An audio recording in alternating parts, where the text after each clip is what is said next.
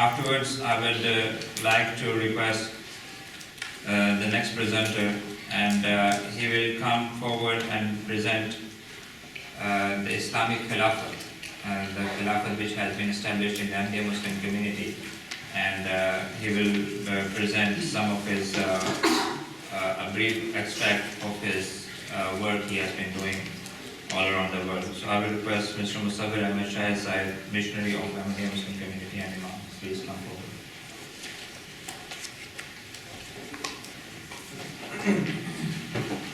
Assalamu alaikum wa rahmatullahi wa barakatuhu. Peace and blessings of Allah be upon you all. أعوذ بالله من الشيطان الرجيم. بسم الله الرحمن الرحيم. In the name of Allah, the most gracious and merciful, respected chair, my fellow brothers and sisters, and distinguished guests.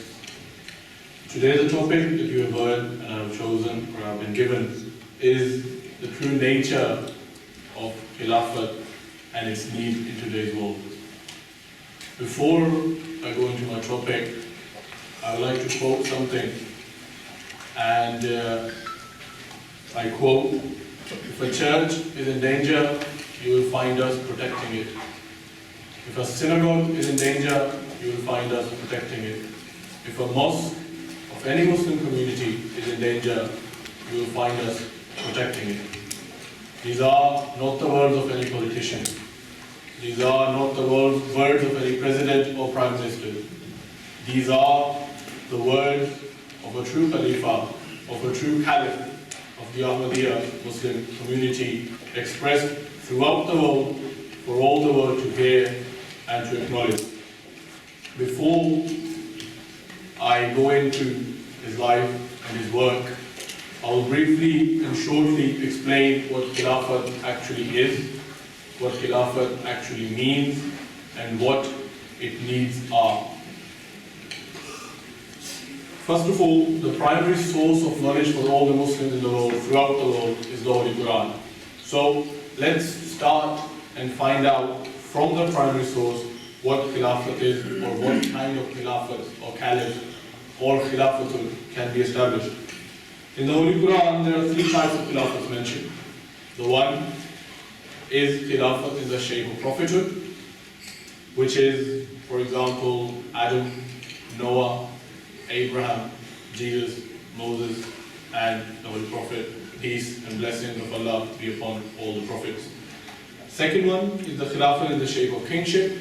And the third, which is the topic of my speech today, Khilafat in the shape of successors of prophets.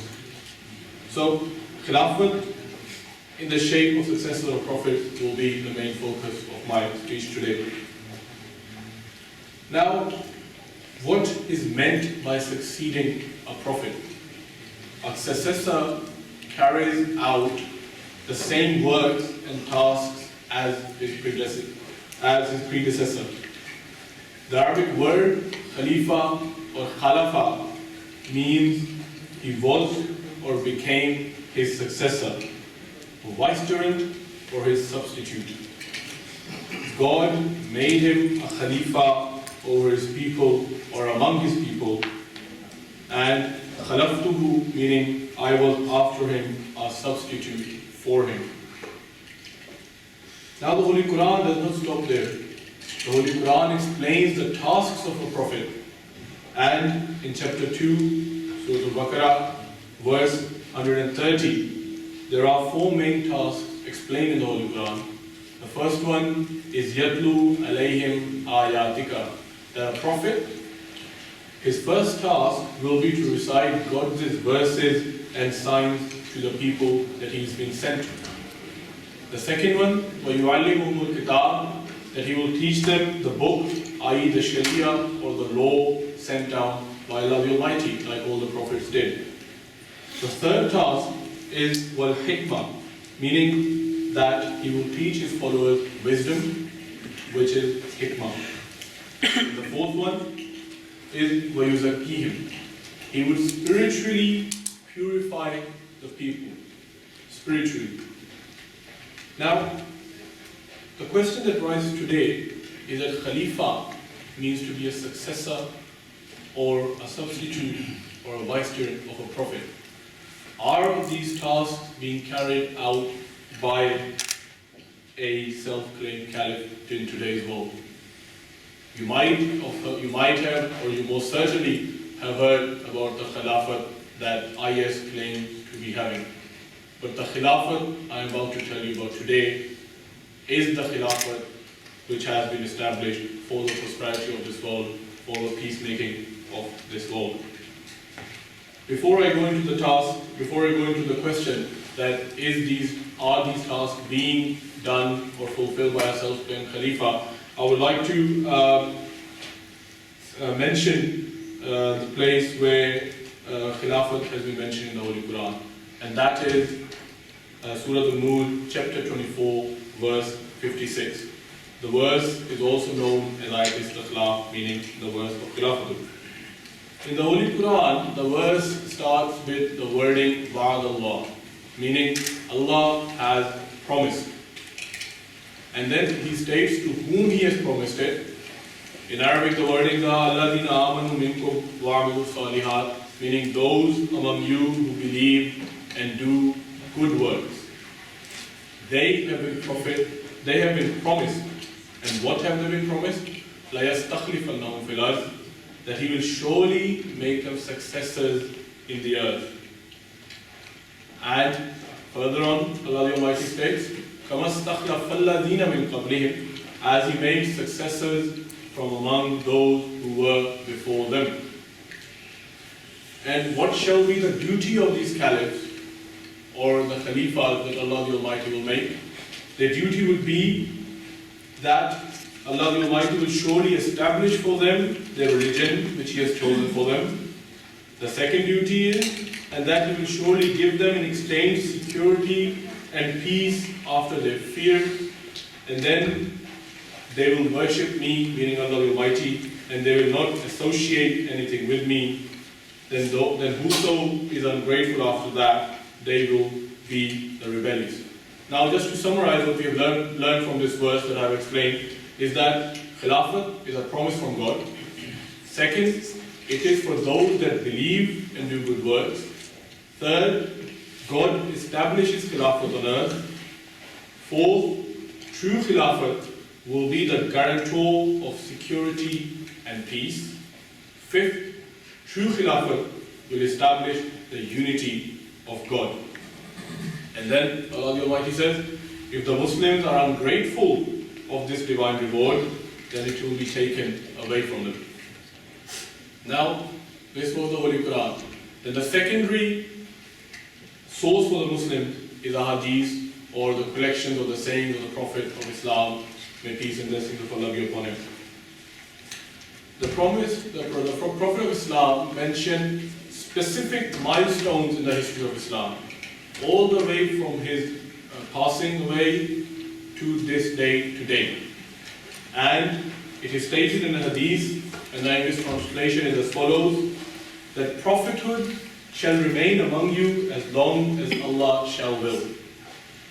He will bring about its end and follow it with Khilafat on the precepts of prophethood. Khilafat on the footsteps of prophethood, for as long as He wills.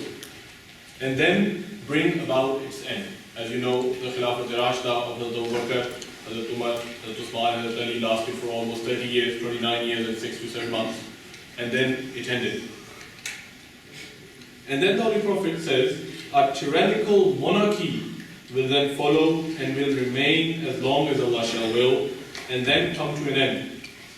Then there will follow thereafter monarchical despotism to last as long as Allah shall will, and come to an end upon His decree.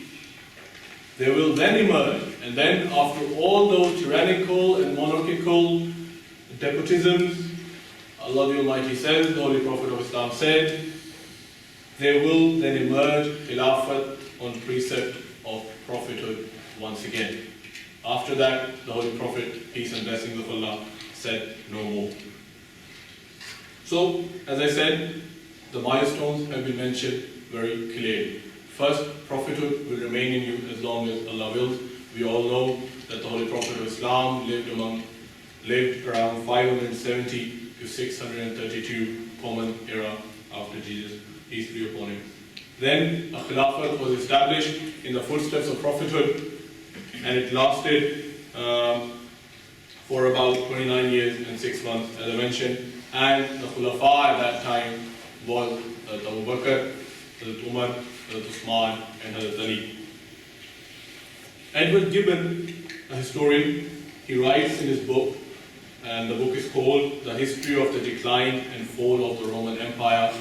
He says, and I quote, "An historian who balances the four caliphs with a hand unshaken by superstition will calmly pronounce that their manners were alike pure and exemplary, that their zeal was fervent and probably sincere, and that in the midst of the riches and power, their lives were devoted to the practice of moral and religious duties." The third milestone explained by the Prophet of Islam was the tyrannical monarchies. And we all know that the Umayyad dynasty lasted from, first of all, 661 to 744 CE, and then the Fatimid dynasty lasted for 300 years, and then the Abbasid dynasty lasted for around 500 years in some other areas. And then milestone 4 was that they will follow thereafter monarchical despotism to last as long as Allah shall will, and come to an end upon His decree. The Ottoman Empire, in accordance with this milestone, in accordance with this prophecy, was established and lasted for around about 425 years. Then the fifth milestone, which is regarding this time and age, the Prophet of Islam said, there will then emerge Khilafat on the footsteps of prophethood. Now, how can Khilafat be established on footsteps of prophethood without there being a prophet? The Ahmadiyya Muslim community, as you have just heard, believe Hazrat Mirza Ghulam Ahmad alayhi salatu wasalam to be the Prophet of God. He claimed to be the Messiah of this time. So we have a prophet. A Khilafat was to be established on the footsteps, on the precepts of prophethood. So from there, the milestone 5, the fifth milestone in the hadith that I quoted, says itself that for Khilafat to be established again, there has to be prophethood to start with.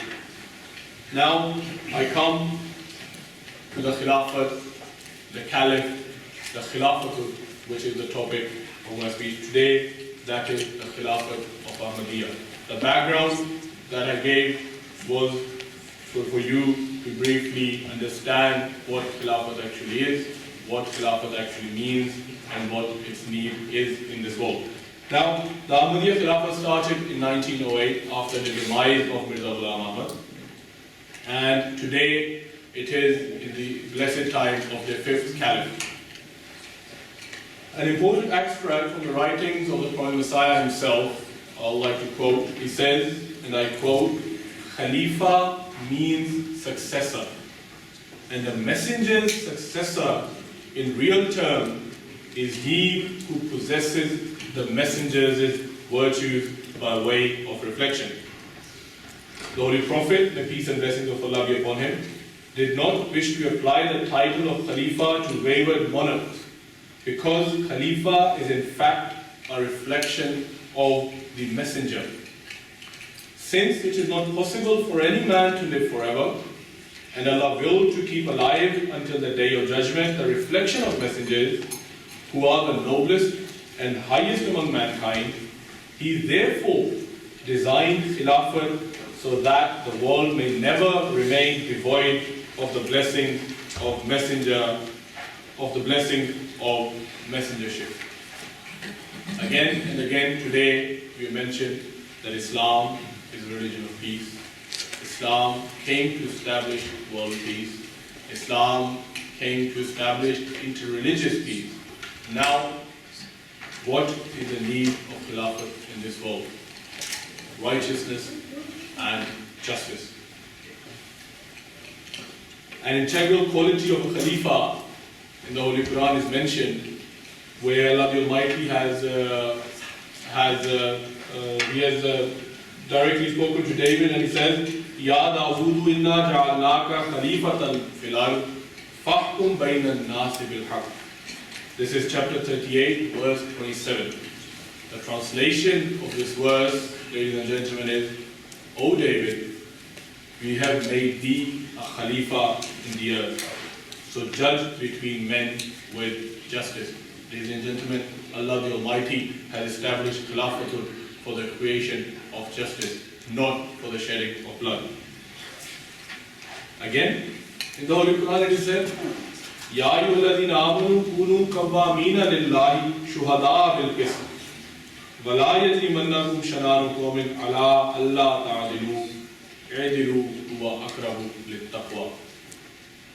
Chapter 5, verse 9. The translation of this verse is, O ye who believe, be steadfast in the cause of Allah, bearing witness in equity, and let not a people's enmity incite you to act otherwise than with justice. Be always just, that is near to righteousness. These, ladies and gentlemen, are the commandments of Allah the Almighty towards Muslims. And then again in chapter 4, verse 136, Allah the Almighty has stated, O you believe, be strict in observing justice, and be witnesses of Allah, even though it is against yourselves or against your parents and hindered. This is the foundation laid by Islam, that whatever happens, whoever you have to be just, whoever you have to be witness against, always keep in mind that you have to be just, you have to be honest, you have to be loyal.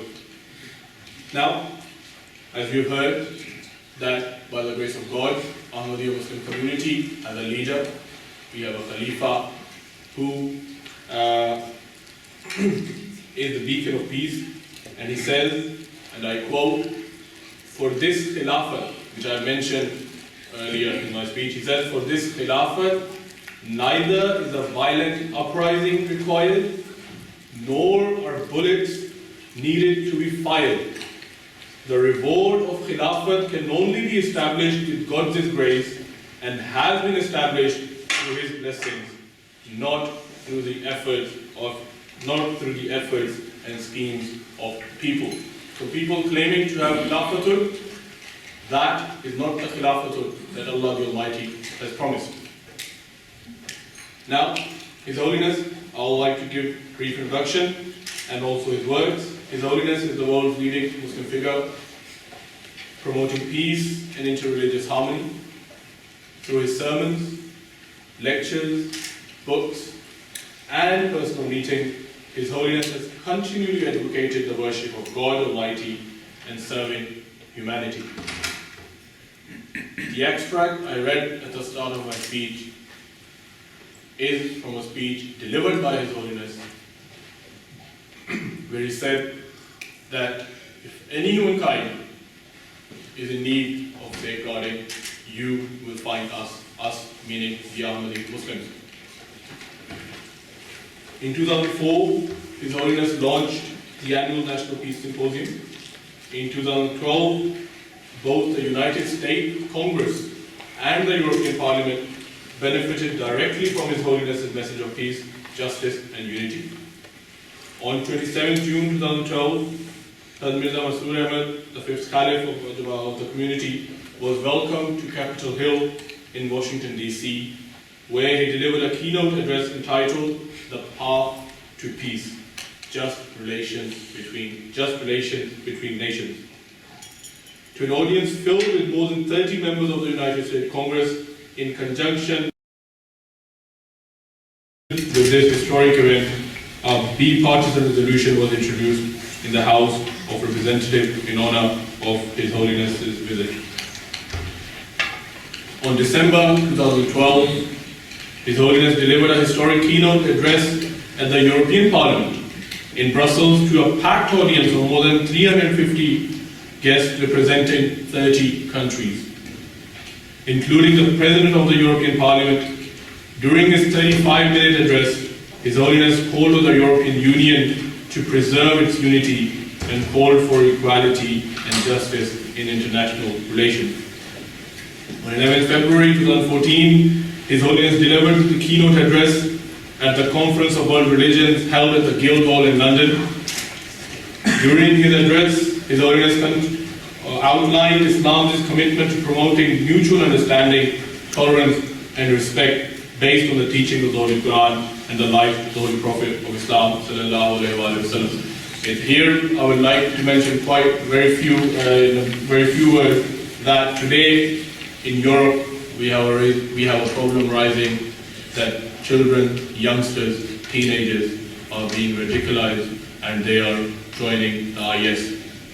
In this regard, His Holiness, in his speech at the military headquarters in Koblenz, Germany, he said, and I quote, "To truly love God and Islam requires a person to love his nation. It is quite clear, therefore, that there can be no conflict of interest between a person's love for God and for his country." He further stated, "According to Islamic teachings, God Almighty has forbidden all forms of treachery or rebellion, whether against one's country or one's government. This is because rebellion or acting against the state is a threat to peace and security of a nation." Unquote. Under the leadership of His Holiness, the Ahmadiyya Muslim community has built a number of schools and hospitals that provide high-class facilities in remote parts of the world, and through various schemes of the Ahmadiyya Muslim community, His Holiness has funded the tuition and education of numerous underprivileged students around the world, irrespective of their religious background. The Prophet Messiah, he sent a message about Islam in the form of a book addressed to Her Majesty Queen Victoria on a diamond jubilee, and assuring her of allegiance added, I quote, "Yes, I accept that the behavior of some ignorant Muslims is not good, and there are foolish habits to be found in them, such as a few barbaric Muslims call the cruel shedding of blood as jihad. The confrontation of subjects against a just ruler is termed rebellion and not jihad, and one who violates covenants and commits evil instead of doing a good deed and kills the innocent is called a tyrant and not a conqueror against disbelievers. Profile Kesriya, a gift to the Queen." Unquote. And again, His Holiness addressing at the Peace Conference in London in 2008, he said, I quote, "There is no religion in the world, be it Islam or Christianity or Hinduism, or for that matter any other faith, that advocates the destruction of peace. Each person likes peace and hates disorder.